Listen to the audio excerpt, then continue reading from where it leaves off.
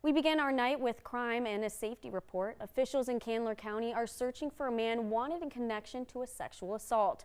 45-year-old Jorge Inosa is wanted on rape and kidnapping charges in connection to a sexual assault that happened Friday in Candler County. Investigators say Inosa fled Candler County after the incident. He fled towards Louisiana, and local authorities say there he fled from the local police on foot after crashing his vehicle on Interstate 20.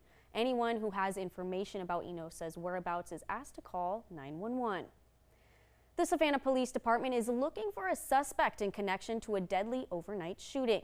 SPD responded to reports of a shooting in the 10th block of Eccles Avenue around 12:45 this morning, and there they found a 38-year-old man suffering from multiple gunshot wounds.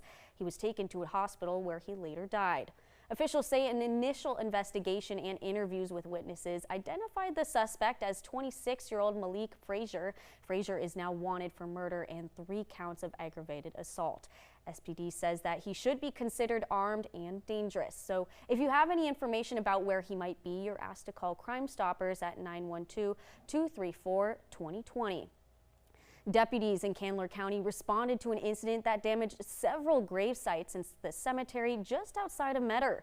Officials say that yesterday a vehicle came off a trailer that was traveling eastbound on Highway 46. That vehicle left the roadway, entered the shoulder, and traveled several hundred feet into Lake Cemetery on Lake Church Road, damaging several headstones and grave sites. Officials say they met with the cemetery's caretaker at the scene, and the caretaker is in the process of contacting the families of the affected plots. And in Chatham County, a major roadway was shut down last night after a car crash. The Chatham County Fire Department responded to the scene in the 5,000th block of Ogeechee Road just after 9:30 last night. Both southbound lanes of Ogeechee were closed while authorities responded.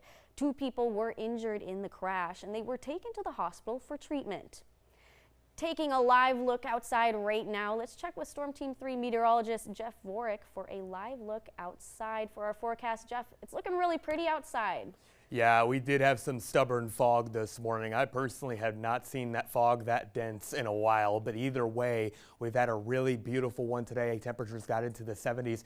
Very quick little note, meteorological spring officially is underway. It is essentially an easier way to track the season as the equinox is variable, the official start of spring essentially. We have a big change in the weather. We go from relatively mild and comfortable conditions to a taste of that summertime humidity by the end of May. And the way we get our rainfall also changes in a big way too. We have storm systems early in the season, which means we'll be tracking cold fronts. Sea breeze storms eventually become the main mechanism for rain by the time we get towards, say, Memorial Day weekend and beyond. Temperatures now sit in the 70s inland, 58 exception there. Darien, Hilton Head at 55 with northeast winds off the water. 70s inland though, 75 Hazelhurst. You are the warmest spot along with Hinesville. But we do again have mainly clear skies. Winds will be light and lots of humidity as temperatures will plummet. We will have fog out the door for Monday morning. That quickly dissipates as northeast winds build in. Cloud cover settles in too with northeast winds along a cold front. Temperatures only manage 60s, 50s for a lot of you on the Sea Islands. I break down the forecast for the whole week ahead, including temperatures in the 80s coming up in about 10 minutes. Thanks, Jeff. In our community report, it's officially St. Patrick's Day season here in Savannah. An investiture ceremony was held this afternoon for the Grand Marshal of Savannah's 202nd St. Patrick's Day Parade. WSAV's Evan Smoke joins us now with more on the man who will hold the honor. Marty Hogan has officially been conferred the title of Grand Marshal for this year's parade, and he tells me he looks to keep his faith at the forefront. It's the Feast of St. Patrick, and let's keep the saint in St. Patrick. Marty Hogan was officially invested with the title of Grand Marshal Sunday. The formal ceremony was at the Cathedral Basilica of St. John the Baptist. The ceremony included parade committee members, former Grand Marshals, and musical performances. Hogan says he hopes parade attendees understand the holiday is more than just wearing green. We pray for good weather.